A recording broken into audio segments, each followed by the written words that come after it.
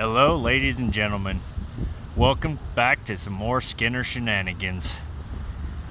Well, what we got here is the brand new Axial Ryft RBx10, codenamed. My code name for it is Ryft and Broke. It's Ryft and Broke, guys. This is a fun rig. If you're into some bashing, but you also do rock crawling, this is that beautiful in between. It's really more of a basher than a rock crawler, but as you can tell, I found the weakness. Yes, I broke the rear axle. I'll show you that in a second. But first, before I get into all the negatives and sad parts, let's talk about some of the good stuff. Running it on 4S, so everyone likes to go fast. This is your kind of rig. 4S, it's really good overall. The weight to power ratio is impressive. You also notice I'm not rocking the stock tires on this rig. Yeah, the minute I got them, I pulled them off, threw on some bead locks to see if this would throw the rubber off the bead locks, and I'm very happy to report that you can run bead lock tires on this rig, guys. Yeah, these are just some Vanquish rims. Obviously you have to have a smaller, you can't have the flanged wheel nut to go inside, so make sure you get the correct wheel nut for that, and then you're gonna have to adapt your wheel hex tool, because in Vanquish rims are kind of finicky and you have to have a really thin driver, so be prepared for that if you decide to go that route. I also have changed out the shock springs on the rear. That's the original rear shock. However, I just changed out the spring rate. I added a dampener on the back, as well as I changed my front shocks to a shallower spring. And I love the way it runs, guys. I'm not gonna go into all the, oh, well, it should have more spring rate, travel rate, all that. I have a very specific way I want my rig to run on the hill as it's traveling up or coming down, and this does just perfect the way it is. Absolutely love it. If you have any questions on that, leave a comment and I'll try to answer them for you. And while these are not the best rock crawling tires, obviously these are just some that I had on there at the time. They do just fine.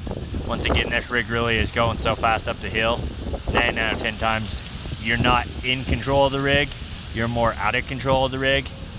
There is a huge learning curve to drive in this rig. I know there might be a few people who are watching this video who have bombers and race, and this will come second nature to them. But for those who haven't, be prepared. There's a steep learning curve to power ratio, because you might be going up and then all of a sudden you kick off to the left, so you throw it to the right and then you trigger squeeze, and now you're doing 40 miles an hour off to the right and you're off the hill kind of thing. So tons of fun. Like I said, I ran this rig for about probably 2 hours before I ended up breaking the axle. It actually broke by me just going fast and rolling it, and that caused the axle break. But like I said, plastic axle housings, I wasn't expecting a lot out of them. It's 67 degrees today with temperature wise here in Utah. If you guys are wondering how the temperature was, you can tell it's a very windy day today. Sorry about that, guys, but it's just too nice of a day to do an indoor video recording. Sorry I don't have any running video. I don't have the setup to record while driving this rig. You definitely need someone else recording you, because it goes way too fast to try to GoPro it. Anyways, and the camera also doesn't do the cage justice. It is more of a, if any of you guys are hunters out there, it's more of a hunter safety orange cage than like orange color. It's more of a, like I said, safety orange. Very similar color to the Spectrum logo. Very impressed about that.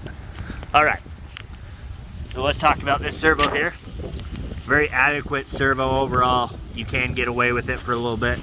I will be changing it out personally.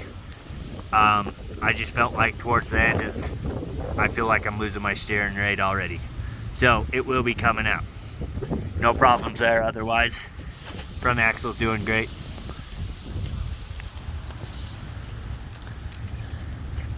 Now let's come to the failure point 101. So basically, try to get a better view of this somehow. Bear with me. That's kind of the thickness of the plastic. I don't know if you guys can see very well on camera, but that's where it breaks. There's another YouTuber out there already who has another video that they broke theirs as well. So it is an easy breaking part. So hopefully Axial already has these on the shelf. If not, well, that sucks. But hey, the good news is, it gives me a reason to upgrade some more, modify some more.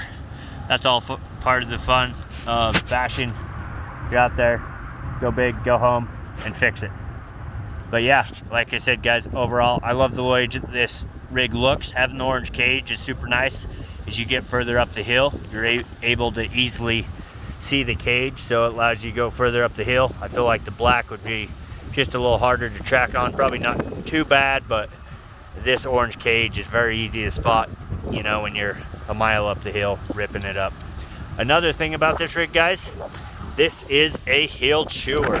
If you have a nice pristine hill and you're like, oh, I'm gonna run my Ryft on this hill, I don't recommend it. You will chew ruts in that hill faster than you can say rut.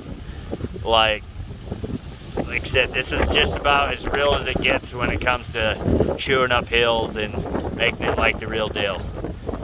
So guys, overall, sorry my first video on the Axial Ryft is a bit of a bust, but you know, when you start running 4S power, anyone who's been in the hobby knows that's a lot of power, and plastic and big power don't hold up well together oftentimes, especially not in the crawler world that Axial comes from. Like I said, I think they once again did not durability test this product like the Losi axle housing. If they did, they just, I don't know.